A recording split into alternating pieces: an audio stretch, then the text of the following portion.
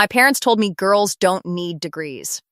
Yesterday, I handed my brother his diploma as his university dean. My parents always had a favorite child. It wasn't a secret. My older brother, Leo, was treated like royalty, while I was treated like an afterthought.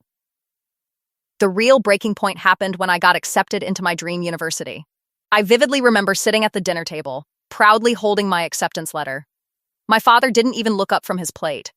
He just wiped his mouth and said, "We aren't wasting money on your tuition. Girls don't need degrees. You'll just get married, have kids, and become someone else's responsibility. Save our money for Leo. He's the one who carries the family name." My mother sat there, nodding in agreement. Leo just smirked across the table.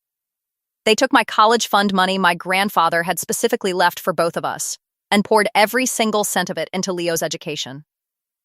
They bought him a brand new car, paid for a luxury apartment near his campus, and covered his full tuition. I was left with absolutely nothing.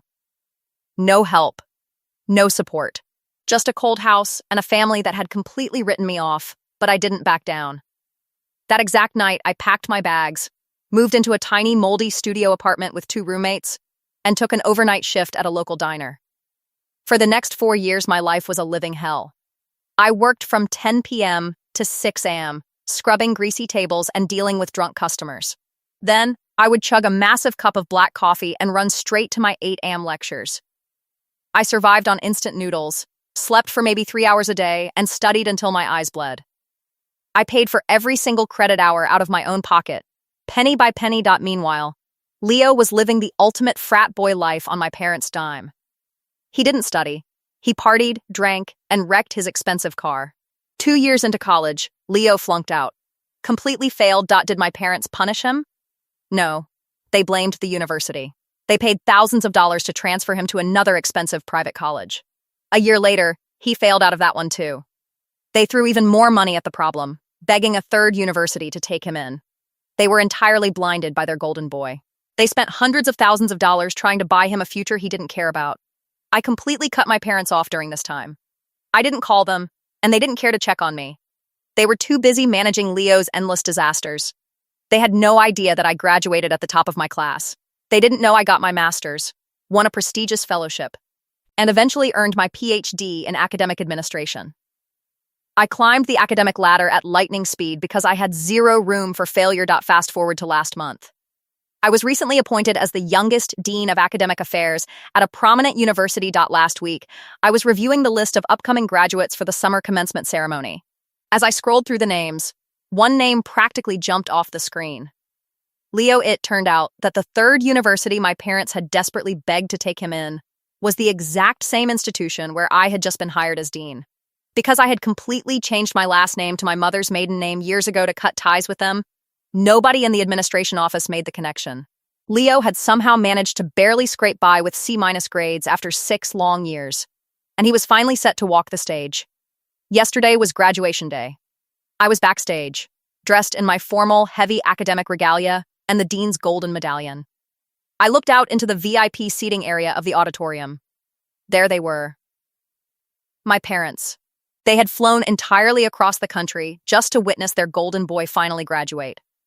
My mother was wearing her finest jewelry, and my father was holding a massive camera, beaming with immense pride. They looked so arrogant, completely convinced that their parenting choices had been vindicated. The music started playing, and the graduates began walking up the stage one by one. As the dean, it is my traditional job to stand at the very center of the stage, take the diplomas from the assistants, and personally hand them to the graduates while shaking their hands for the official university photograph. Leo's name was finally called over the loudspeakers.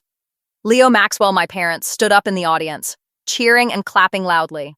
Leo walked up the ramp, wearing his cap and gown, sporting a smug, arrogant smile.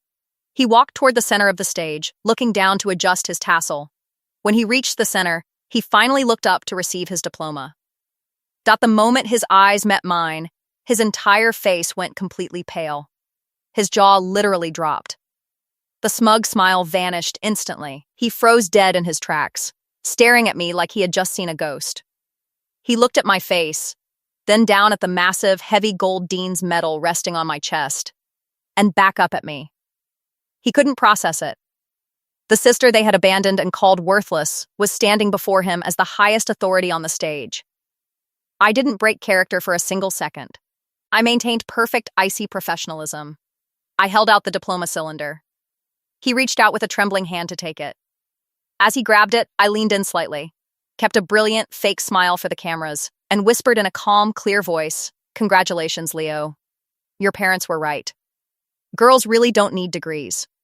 Because we run the entire university. Now move along, you're holding up the line." Leo looked like he was about to faint. He stumbled forward past me toward the exit ramp. As he walked off, he pointed frantically toward the stage, trying to get our parents' attention. My parents followed his finger and looked directly at me. I stood tall at the center of the stage, looked straight into the crowd, and locked eyes with my father. The recognition hit him like a physical blow. I watched his face transition from pure confusion to absolute shock, and finally to deep, burning humiliation. My mother clapped her hand over her mouth, staring at me in utter disbelief. They realized right then and there that while they had spent a fortune to buy their son a bare minimum passing degree, the daughter they threw away was the one ruling the entire institution. The photographer clicked the camera at that exact moment. I have the official photo on my desk right now. I look powerful, professional, and victorious. Leo looks absolutely terrified.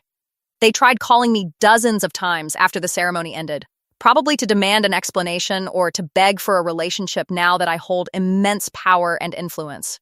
I blocked their numbers without reading a single text. They wanted to save their money for the child who carried the family name. Well, he has his expensive piece of paper now, and I have the satisfaction of knowing I signed it.